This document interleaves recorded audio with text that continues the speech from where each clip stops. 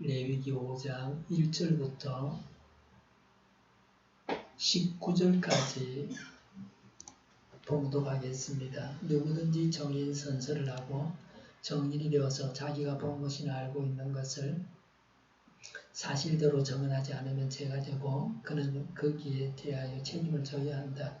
누구든지 부정한 모든 것, 곧 부정한 들짐승의 죽음이나 부정한 집짐승의 죽음이나 부정한 길짐승의 죽음에 몸이 닿았을 경우에는 모르고 닿았다고 하더라도 그는 부정을 단 사람이므로 깨닫는 대로 그 죄를 속하여야 한다.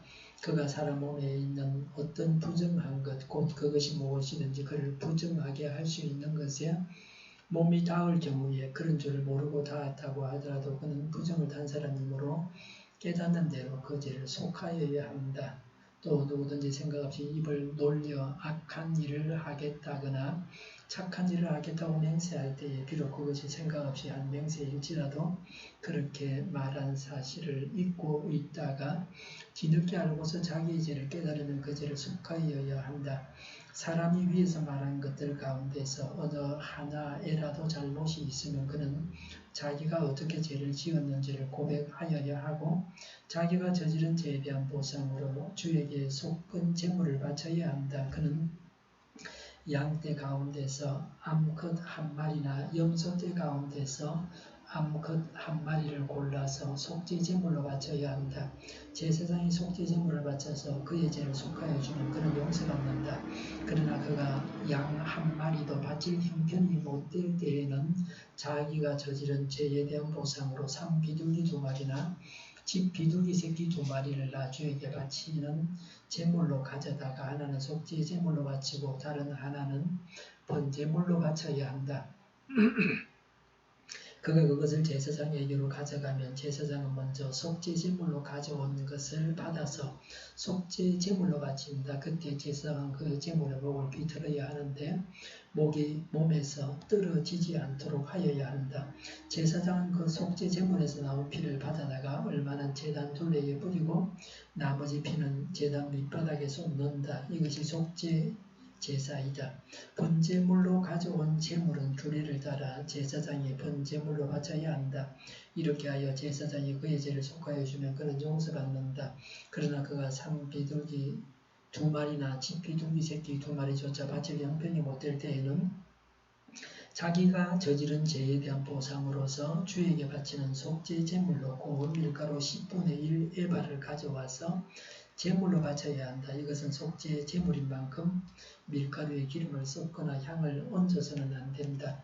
그가 이렇게 준비해서 제사장에게 가져가면 제사장은 그 제물에서 한 줌을 드러내어 제물로 모두 바치는 정성의 표시로 제단 위에 주에게 살라 바치는 제물 위에 얹어 불살라야 한다. 이것이 속죄 제사이다. 해서는 안 되는 것 가운데서 어느 하나라도 어겨 잘못을 저질렀을 때에 이렇게 하여 제사장이 그의 죄를 속하여 주면 그는 용서를 받는다. 나머지 제물은 곡식 제물에서처럼 제사장의 몫이 된다. 주님께서 모세에게 말씀하셨다. 누구든지 주에게 거룩한 제물을 바치는데 어느 하나라도 성실하지 못하여 실수로 죄를 저지르면 그는 주에게 바칠 속건 제물로 가축대에서 흠없는 순양 한 마리를 가져와야 한다. 성소의 세겔 표준을 따르면 속건 제물의 값이 은 몇 세겔이 되는지는 내가 정하여 주어라. 그는 거룩한 제물을 소홀히 다루었으므로 그것을 보상하여야 한다. 그러려면 그는 자기가 바쳐야 할 것의 5분의 1을 못하여 그것을 제사장에게로 가져가야 한다. 제사장이 속은 제물이 순양에 해당하는 벌금을 받고서 그의 죄를 속하여 주면 그는 용서를 받는다. 나중하지 말라고 명한 것 가운데서 어떤 것을 하여 잘못을 저질렀으면 비록 그가 그것이 금지된 것인 줄을 몰랐다고 하더라도 그에게는 허물이 있다. 그는 자기가 저지른 악행의 결과에 책임을 져야 한다. 그는 가축대에서 흠없는 순양 한 마리를 제사장에게 가져가야 한다. 속건 제물로 바치는 값은 내가 정하여 주어라. 그리하여 그가 알지 못하고 실수로 저지른 잘못은 제사장이 그의 죄를 속하여 주면 그는 용서를 받는다. 이것이 속건 제사이다. 그는 주를 거역하였으니 이 일에 책임을 져야 한다. 아멘. 올해는 감자가 대풍년입니다. 인터넷으로 지난 목요일에 중간 크기 조림용 감자 20kg을 배송비 포함해서 7,920원에 구매했습니다. 동네에서 조금씩 사서 먹으려고 하면 이렇게 싸게 살 수 없을 겁니다. 나누어 드리려고 주일에 나눠 먹으려고 구매했습니다. 10일 내로 발송한다고 했는데 빨리 오게 해주십사고 기도하고 있습니다. 우리는 싸게 먹어서 좋고 많이 생산된 농산물을 농민들은 팔아서 좋습니다. 앞으로 싸고 좋은 것이 있으면 구매해서 나누려고 합니다. 가을에 밀감이 많이 나올 때 보통 한 상자에 6, 7천원이면 살 수 있어요. 10kg 나눠 먹은 적이 있는데 앞으로도 그렇게 하려고 합니다. 이런 일에 의견이 있으시면 알려주시면 좋겠습니다. 감자는 당 수치가 높아서 고구마보다 더 높습니다. 달지 않아도 당뇨가 있는 분들은 혈당이 올라간다는 걸 기억하셔야 되고 또 혈당이 떨어지실 때는 미리 좀 그 감자 같은 거 드시면 좋을 것 같습니다. 레위기 4장 1절부터 5장 13절까지가 속죄제에 대해서 말씀하고 있습니다. 레위기 5장 14절부터 6장 7절은 속건제 규례입니다. 속죄제는 하나님께 지은 범죄, 10계명 1계명부터 4계명까지입니다. 속건제는 남에게 지은 범죄, 5절부터 10절까지, 10계명, 5계명부터 10계명에 해당하는 그런 죄에 대한 제사입니다. 속죄제는 죄를 용서받기 위해서 드렸고 속건제는 제사함을 받고 피해자에게 보상하기 위해서 드렸습니다. 그런데 오늘 말씀에 보면 하나님께 예배하는 데 있어서도 제사를 잘못해서 보상을 해야 되면 속건제를 드려야 된다. 그런 말씀도 있습니다. 속죄제를 드려야 되는 경우입니다. 부정한 것에 닿으면 부정을 닫고 죄를 속해야 됩니다. 이것은 의식법입니다. 오늘날은 이런 의식법은 말씀대로 지켜야 하는 것은 아닙니다. 레위기 5장 2절에 누구든지 부정한 것, 곧 부정한 덜 짐승의 죽음이나 부정한 집 짐승의 죽음이나 부정한 길 짐승의 죽음에 몸이 닿았을 경우에는 모르고 닿았다고 하더라도 그는 부정을 탄 사람이 모르고 깨닫는 대로 그 죄를 속하여야 한다고 했습니다. 부정한 짐승의 죽음, 시신의 시체에 닿으면 죄를 속해야 합니다. 레위기 5장 3절에 그가 사람의 몸에 있는 어떤 부정한 것, 곧 그것이 무엇이든지 그를 부정하게 할 수 있는 것에 몸이 닿을 경우에 그런 줄을 모르고 닿았다고 하더라도 그는 부정을 탄 사람이므로 깨닫는 대로 그 죄를 속하여야 한다고 했습니다. 사람 몸에 있는 부정한 것에 닿으면 죄를 속해야 된다. 하혈하는 여인은 부정합니다. 그 여인과 닿은 것은 다 부정합니다. 하혈하는 여인이나 하혈하는 여인이 닿은 것에 닿으면 부정해지고 죄를 속해야 됩니다. 하혈하는 여인이 의자에 앉았는데 그 자리에 내가 앉았다 그럼 부정해지는 겁니다. 닿아서 부정탄 것은 미생물 감염과 비슷합니다. 사체나 여인의 하혈에는 많은 미생물들이 있어서 깨끗하지 않습니다. 이런 것들에 닿았으면 깨끗하게 씻어야 됩니다. 규모가 큰 교회인데 화장실에 비누가 없는 경우를 종종 봅니다. 제가 구체적으로 그런 일을 할 만한 분에게 말을 했는데도 불구하고 없는 경우도 있습니다. 전략하고 검소하게 살기 때문에 이렇게 한다는 것은 착각입니다. 비위생적이고 위생관념이 없는 겁니다. 교회에서는 만나는 사람마다 악수를 합니다. 어저께도 장례식장에서 만난 다른 교회 목사님인데 저를 만나자마자 악수를 청하더라고요. 모르는 사람이 해야 되죠. 대변을 보고 나서 비누로 손을 깨끗하게 씻지 않고 악수를 하면 세균 나누기를 하는 겁니다. 제가 대학 다닐 때 생물학과라서 현미경에다가 제 손을 집어넣어갖고 봤어요. 그게 산도 있고 꼴짝이도 있고 온갖 더러운 것들이 다 묻어 있습니다. 비누가 없어서 손을 깨끗하게 씻지 않아서 악수를 할 수 없다고 말하는 사람은 본 적이 없습니다. 며칠 전에도 모임이 있어서 갔다가 목사님이 악수하자 그래서 제가 손을 씻고 나오는 길에 물을 닦지를 못해갖고 물이 묻었다고 그렇게 이야기해서 악수를 안 했는데요. 부정에 관한 말씀은 천국 가기 위한 말씀이라기보다는 개인 위생을 위한 말씀으로 여겨졌습니다. 많은 사람들이 출애굽을 해서 강야 생활하고 제대로 씻지 못할 때도 많이 있는데 비위생적인 생활을 하게 되면 감염병에 걸려서 몰살할 위기에 처할 수도 있습니다. 이렇게 한 것은 외적 정결을 통해서 내적 성결을 이루고 하나님의 백성답게 살게 하기 위함입니다. 우리는 그리스도인이고 그리스도의 정결한 신부입니다. 우리로 하여금 부정하게 하고 불결하게 했던 것이 무엇입니까? 내 입에서 나오는 악한 말입니까? 내 마음속에서 나오는 악한 생각입니까? TV 프로가 부정합니까? 성결한 것을 보도록 해야 합니다. 불결을 제거하고 성결해야 합니다. 뭐가 죄입니까? 1절에 보니까 누구든지 정인선서를 하고 정인이 되어서 자기가 본 것이나 알고 있는 것을 사실대로 정언하지 않으면 죄가 되고 그는 거기에 대해서 책임을 져야 한다고 했습니다. 정인은 사실대로 정언해야 합니다. 사실대로 정언하지 않으면 죄가 됩니다. 책임을 져야 됩니다. 거짓 정언을 해서 사람을 살리는 경우가 있습니다. 오늘 신문에 보면 그 빅데이터를 가지고 조사를 해보면 사실은 그렇게 오늘날의 삶이 나쁘지 않은데 나쁘다고 말한다. 사람들 두뇌가 부정적인 뉴스에 더 민감하게 반응한다. 한두 건 부정적인 것을 가지고 전체가 부정한 것처럼 그렇게 생각한다는 거예요. 사실은 그렇지 않다. 한국도 그렇게 살기 어려운 나라가 아니라는 거예요. 최상위 소득 국가 중에 하나에 속한 한국도 예전보다는 지금이 많이 좋아졌다.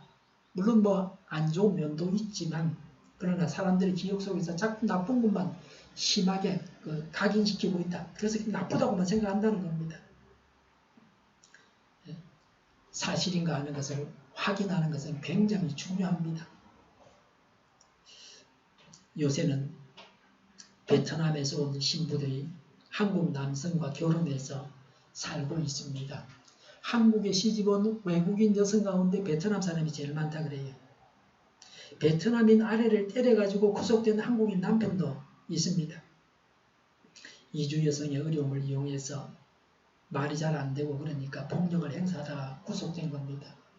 대부분의 외국인 아내들은 말이 안되니까 말을 잘 못하니까 경찰한테 말도 못한다. 말 통하는 사람 편이 돼버리니까요. 이런 여성들은 이혼을 하더라도 본인이 원하면 한국 국적을 주고 한국에 거주할 수 있게 해줘야 합니다. 어떤 경우에도 어떤 인간관계에서도 어떤 종류의 폭력도 용납해서는 안 됩니다. 육체적인 폭력이 있고 언어 폭력이 있고 이런저런 모양으로 사람을 못 살게 할 수도 있습니다.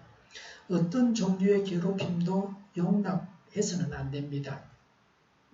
외국인 아내의 거의 절반 정도가 40몇 프로가 남편에게 폭력을 당하고 있답니다.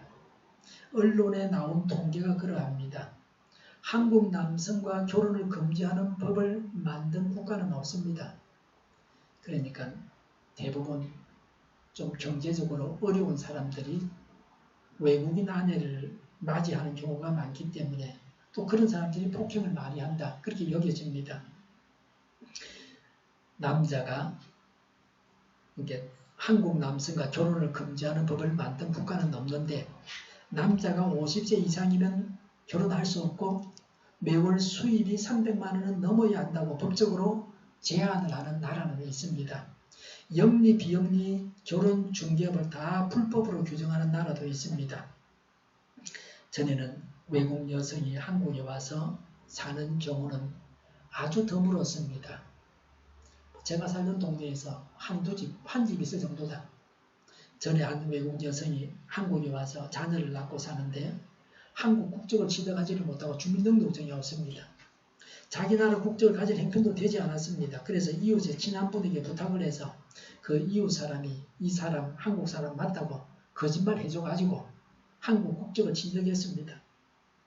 그 이웃은 한 사람을 도와주려고 거짓 증언을 했습니다. 거짓말을 해서 이웃을 도와줬을 뿐입니다. 장발장이 원장을 훔쳐갔습니다. 경찰이 붙잡아가지고 사제에게 와서 이거 훔친 거 맞지? 그러니까 아니 내가 줬다. 왜 이거 더 가져오라 그랬는데 이거밖에 안 가져갔느냐고 사제가 그렇게 말을 했습니다.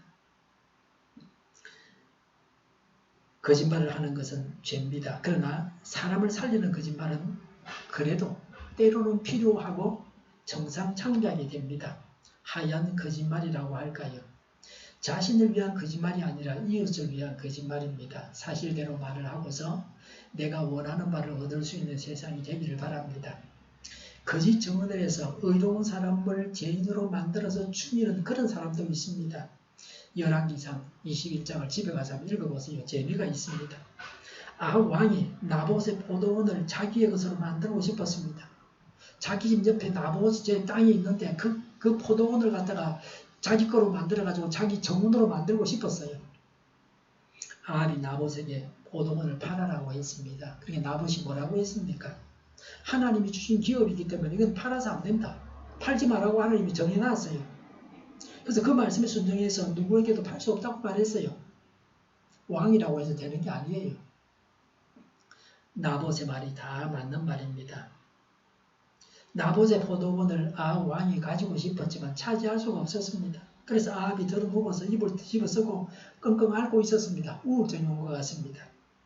아합 왕의 부인 황후 이세벨이 아합 왕에게 말했습니다. 내가 나봇의 포도원을 차지하게 해주겠다고 말했습니다. 이세벨은 왕이 되어서 그것도 못하느냐? 한심하다. 그렇게 생각했던 것 같습니다. 성경에는 기록되어 있지 않지만 아마 그랬던 것 같아요. 야 임마 내가 해줄게. 자식 별것도 아닌 거 가지고 누님이 해줄게 이랬던 것 같아요. 이방의 악한 왕들은 더 악한 일도 많이 했거든요. 그런 걸 보고 자랐으니까 그러는 겁니다. 나봇을 재판정에 세우고 건달들을 시켜가지고 거짓말하게 만들어서 거짓 정인들을 세워갖고 나봇을 죄인으로 만들고 나봇을 쳐 죽였습니다. 이런 죄는 아주 재질이 나쁩니다. 모양은 정법에 보이죠. 재판을 했고 정당하게 그는 죽임을 당했다 죄인이라서. 근데 이건 사실 불법적인 살인입니다. 하나님은 그걸 모르겠습니까? 하나님이 없는 나라에서는 그렇게 하고도 뭐 무사할 수 있겠지만 하나님이 주인이시고 하나님의 백성들이 사는 이스라엘에서는 있을 수 없는 일입니다. 성경은 이세벨이 어떤 벌을 받고 얼마나 비참하게 죽었는가를 기록하고 있습니다. 거짓말까지 해서 거짓 정언까지 해서 남을 죽여서는 안 됩니다. 사실대로 말하는 사람은 신실한 사람이고 믿을 수 있습니다. 사실만을 말하면서 살 수 있게 해주십사고 간구합니다. 지도자들이 사실만을 말하면서 백성들을 속이지 않게 해주십사고 간구합니다. 사절에 누구든지 생각 없이 입을 놀려 악한 일을 하겠다거나 착한 일을 하겠다고 맹세할 때에 비록 그것이 생각 없이 한 맹세일지라도 그렇게 말한 사실을 잊고 있다가 뒤늦게 알고서 자기의 죄를 깨달으면 그 죄를 속하여야 한다고 했습니다. 맹세를 하고서 지키지 않으면 그 죄를 속해야 합니다. 생각 없이 이행할 것을 생각하지도 아니하고 말하는 것이 문제입니다. 말은 더디게 하는 게 좋습니다. 말을 이렇게 했다가 저렇게 했다가 해서는 안 됩니다. 조석으로 변해서는 안 됩니다. 때로는 변화가 필요하지만 말에 대한 책임을 지지 못하면 실없는 사람, 믿을 수 없는 사람이 됩니다. 교양 없는 사람 됩니다. 쉽게 약속을 해서는 안 됩니다. 한 약속은 지켜야 합니다. 지금 한일 간의 갈등은 우리나라가 약속을 어겼다고 하기 때문에 우리가 유리하지 않다는 생각이 듭니다. 미국은 중재해달라고 요청해도 나서지를 않습니다. 세계무역기구 WTO에서 구성령은 없지만 논의하기로 했다는 보도를 봤습니다. 기업들은 부품을 만드는 업체에서 부품을 공급하는 업체에서 일본 수입품을 사용하는지를 점검해야 할 지경이다. 자기들이 일본에서 수입하는 부품은 물론이거니와 또 부품 공급 업체로가 일본에서 수입하는지도 점검해야 됩니다. 이제 곧 화이트 국가에서 우리나라를 제외시키면 더 많은 품목들을 수입하는데 더 많은 시간과 노력이 필요할 것입니다. 인터넷상에 보면 어제 오늘 이런 그 소식이 나옵니다. 이재용 부회장이 일본에 가서 산업용은 예외로 하기로 했다는데 어떤 신문에도 이런 기사는 없습니다. 사실이라기보다는 우리의 소망을 그렇게 표현한 것으로 보입니다. 그러니까 블로그나 카페에 실려있는 것들은 내 생각이다. 그래 말하면 뭐 할 말이 없어요. 사실이 아니라도 적어도 신문에는 나야 되죠. 더 확실한 것은 사전에 나오면 더 확실합니다. 특히 국가 간의 조약은 신중하게 맺어야 됩니다. 지금 정부가 한 약속을 다음 정부가 지켜야 됩니다. 꼭 약속을 해야 한다면 내가 대통령으로 있는 동안만 이렇게 하겠다고 해야 됩니다. 강대국들은 약속을 어겨도 누가 어쩔 겁니까? 강대국들은 국제사법재판소의 판결을 무시하기도 합니다.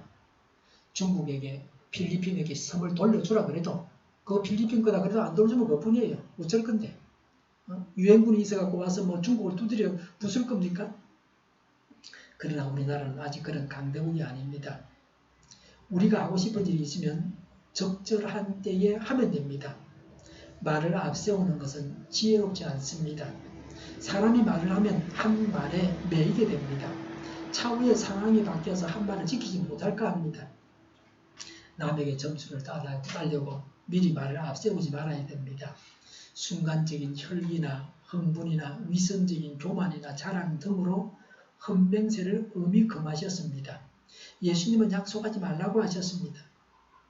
죄를 용서받는 방법에 대해서 말씀합니다. 5절에 사람이 위에서 말한 것들 가운데서 어느 하나에라도 잘못이 있으면 어떻게 해야 되는가를 말씀합니다. 5절에 그는 자기가 어떻게 죄를 지었는지를 고백하여야 하고 그랬습니다. 자신이 잘못했고 죄를 지었다는 것을 시인하고 고백해야 됩니다. 6절에 보니까 자기가 저지른 죄에 대한 보상으로 주에게 속건 제물을 바쳐야 한다. 16절에 그것을 보상하여야 한다고 했습니다. 속건 제물은 보상, 즉 손해배상입니다. 남에게 입힌 피해에 대한 보상입니다. 이웃에게 보상을 해주어야 용서를 받을 수가 있습니다. 영화 위량을 보면 살인을 하고 나서 살인자가 감옥에 갇혀갖고 자신은 예수님을 믿어갖고 하나님께 죄를 다 고백하고 죄 용서 다 받았다고 그렇게 말합니다. 살해당한 아이의 엄마가 들을 때는 황당한 일입니다. 성경에도 이웃에게 지은 죄를 용서받기 위해서는 보상을 해줘야 됩니다. 내가 10,000원을 훔쳤으면 피해자가 만족한다고 하는 만큼 갚아줘야 된다. 최소한 10,000원 이상은 줘야 됩니다. 상처를 입혔으면 최소한 치료비라도 얹어서 치료비라도 줘야 됩니다. 성경에는 20%를 얹어주라 그랬다. 뭐 그런 구절도 있습니다. 근데 사람을 죽였을 경우에는 살려줘야 되죠. 살려주면 뭐 보상이 되는 겁니다. 근데 사람을 살려줄 수 없기 때문에 보상이 제대로 이루어지지 않는 겁니다. 이것이 문제입니다. 보상해 줄 수 없는 죄를 짓지 않도록 해야 됩니다. 마음속으로 내가 미워하고 마음속으로 일하는 거는 내가 회개하면 그냥 끝나는 거예요. 그러나 실제로 두들겨 팼다든지 죽었다든지 경제적으로 손실을 입혔을 때는 갚아줘야 되는 거예요. 그거 없이 그냥 죄 용서 다 받았다. 그거 좀 문제가 많은 겁니다. 보상해 줄 수 없는 죄를 짓지 않도록 해야 되고 가급적이면 보상해줘야 되는 죄를 짓지 말아야 됩니다. 남을 두고 험담하려고 다닌다면 그 험담이 사람들의 입을 통해서 퍼져나갑니다. 나중에는 자기도 알지 못하는 사람에게까지 다 퍼져나갑니다. 그 험담이 전혀 사실이 아닌 경우도 있습니다. 이미 나간 말을 주워 담을 수가 없습니다. 어떻게 보상을 하겠습니까? 내가 짓는 죄의 보상을 생각하면서 죄 짓는 일에 신중해야 됩니다. 죄를 지었으면 속죄 제물을 바쳐야 됩니다. 속죄 제물이 뭡니까? 6절에 보니까 그는 양떼 가운데서 암컷 한 마리나 염소떼 가운데서 암컷 한 마리를 골라서 속죄 제물로 바쳐야 한다. 제사장의 속죄 제물을 바쳐서 그의 죄를 속하여 주면 그는 용서받는다고 했습니다. 암양이나 암염소를 속죄 제물로 바쳐야 됩니다. 7절에 보니까 그러나 그가 양 한 마리도 바칠 형편이 못될 때에는 자기가 저지른 죄에 대한 보상으로 산비둘기 2마리나 집비둘기 새끼 2마리를 나주에게 바치는 제물로 가져다가 하나는 속죄 제물로 바치고 다른 하나는 번제물로 바쳐야 한다고 했습니다. 양이나 염소를 바칠 형편이 못되면 비둘기 한 마리는 속죄제물로 또 한 마리는 번제물로 바쳐야 합니다. 8절에 보니까 그가 그것을 제사장에게로 가져가면 제사장은 먼저 속죄제물로 가져온 것을 받아서 속죄제물로 바친다. 그때 제사장은 그 제물의 목을 비틀어야 하는데 목이 몸에서 떨어나가지 않도록 하여야 한다고 했습니다. 제물인 비둘기의 목이 떨어지지 않게 해야 됩니다. 목이 떨어져 나가면 온전한 제물이 아니기 때문에 그렇게 한 것 같습니다. 9절에 제사장은 그 속죄 제물에서 나온 피를 받아다가 얼마는 제단 둘레에 뿌리고 나머지 피는 제단 밑바닥에 쏟는다. 이것이 속죄 제사이다 라고 했습니다. 비둘기는 피가 많지 않습니다. 그래서 제물인 비둘기의 피를 제단 둘레에 뿌리고 제단 밑바닥에 쏟으라고 하셨습니다. 피가 얼마 없지만 그렇게 하라고 하셨습니다. 피 흘림 없이는 제사함이 없습니다. 10절에 번제물로 가져온 제물은 규례를 따라 제사장이 번제물로 바쳐야 한다. 속죄제는 기름을 제단에서 바쳐야 됩니다. 그런데 비둘기에서 기름을 떼낼 수가 없습니다. 그래서 비둘기 한 마리를 번제로 바쳤습니다. 10절에 이렇게 하여 제사장이 그의 죄를 속하여 주면 그는 용서받는다고 했습니다. 우리가 하나님께 나아가서 기도할 수 있는 제사장입니다. 제사장으로서 다른 사람의 죄를 가지고 하나님 앞에 나아가서 용서받아야 합니다. 내 주위에 누구의 죄를 가지고 하나님 앞에 대신 나아가서 용서받아 줘야 합니까? 다른 사람의 죄를 두고 구체적으로 죄를 용서해 주십사고 기도해야 됩니다. 우리가 제사장의 직무를 잘 감당해야 합니다.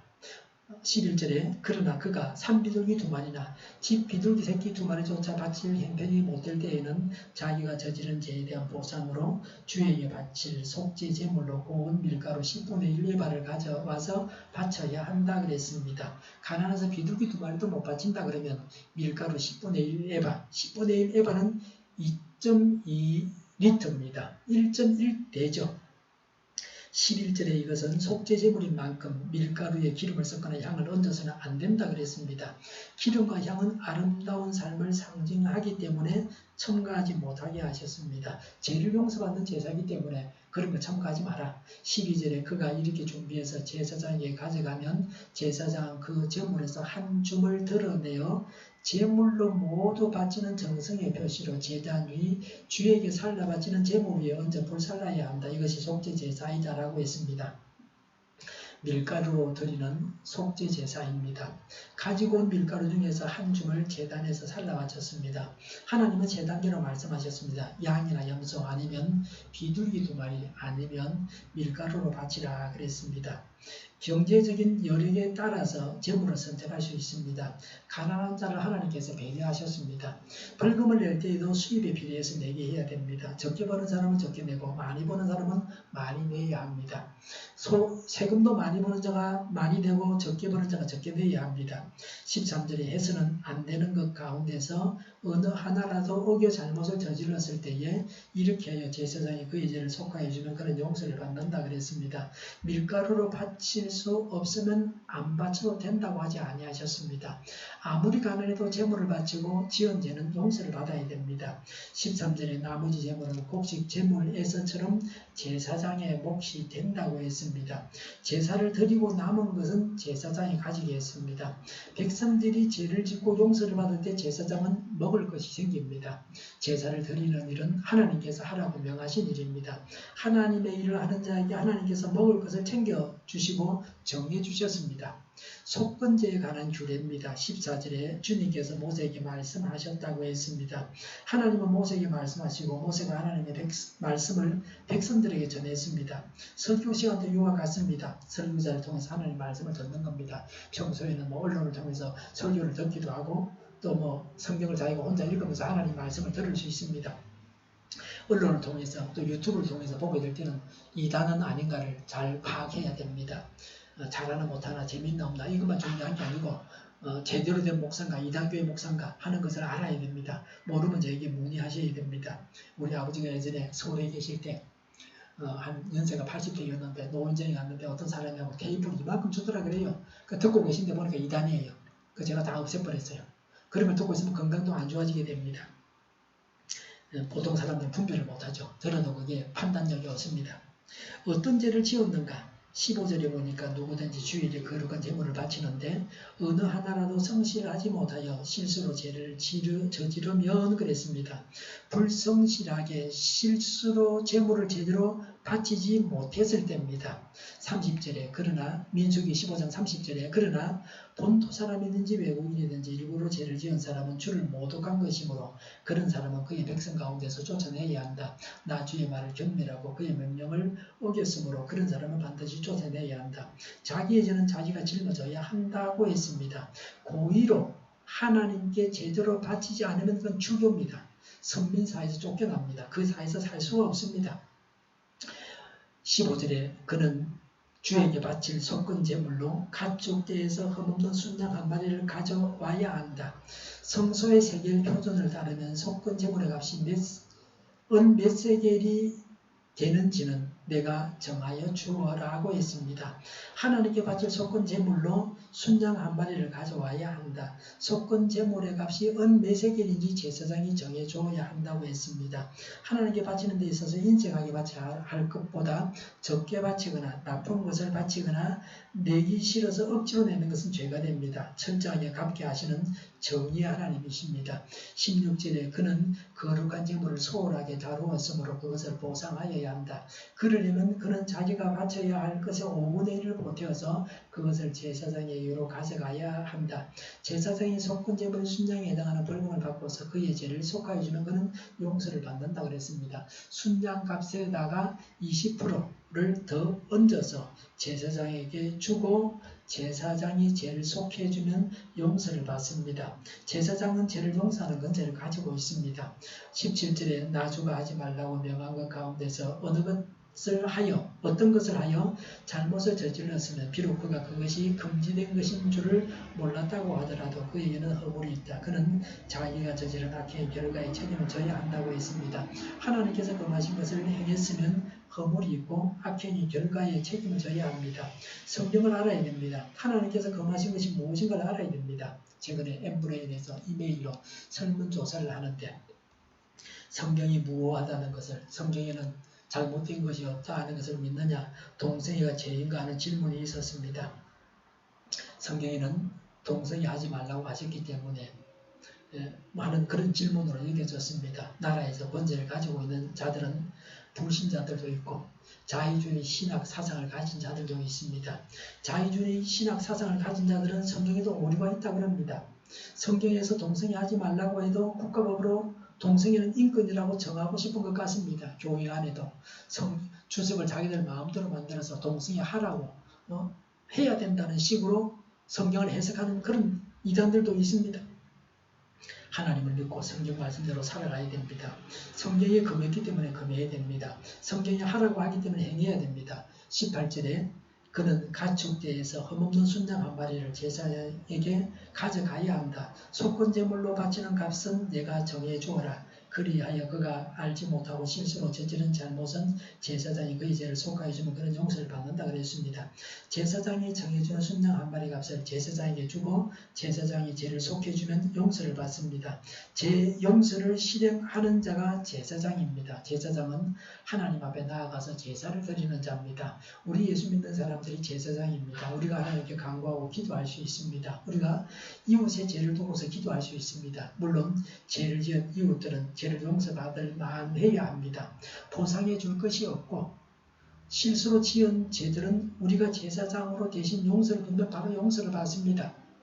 물론 우리가 용서를 빌고 또 그가 보상을 하면 용서를 받겠죠. 19절에 이것이 속건 제사이다. 그는 주를 거역하였으니 이 일에 책임을 져야 한다고 했습니다. 죄를 용서받는 방법을 성경은 이렇게 제시하고 있습니다. 내 생각이 아니라 사람의 생각이 아니라 하나님의 말씀에 근거해서 죄를 용서받아야 됩니다. 구약의 제사는 오실 예수님을 보여주는 것입니다. 구약시대 속죄 제사는 죄를 지은 사람이 하나님의 죄를 용서받기 위해서 드렸습니다. 일회용 대속 제사였습니다. 그러나 예수님은 죄가 없으신 분이십니다. 온전한 제물이신 예수님이 죽임을 당하셔가지고 우리는 희생 제물을 바치지 않고 예수님이 대신 죽어주셨다는 것을 믿고서 모든 죄를 다 용서를 받습니다. 하나님께는 이웃에게 보상해줘야 할 것이 있으면 보상을 해줘야 됩니다. 죄를 지었으면 예수님의 십자가 보혈을 믿고 용서를 빌고 용서하심을 믿어야 합니다. 레위기 4장 1절에 속죄제는 실수로 잘못을 저질렀을 때 용서받는 제사입니다. 그러니 악의로 고의로 악한 마음을 품고서 계획적으로 죄를 지어서는 안 됩니다. 신약 성경에도 성령 회방죄는 용서받지 못한다고 했습니다. 무슨 죄를 짓든지 간에 다 용서받는 것은 아닙니다. 범죄는 무서운 것입니다. 지은 죄는 보상을 해주고 그리스도의 보혈을 믿고 용서받아야 되겠습니다. 기도하겠습니다. 지은 죄를 보상해주고 그리스도의 보혈을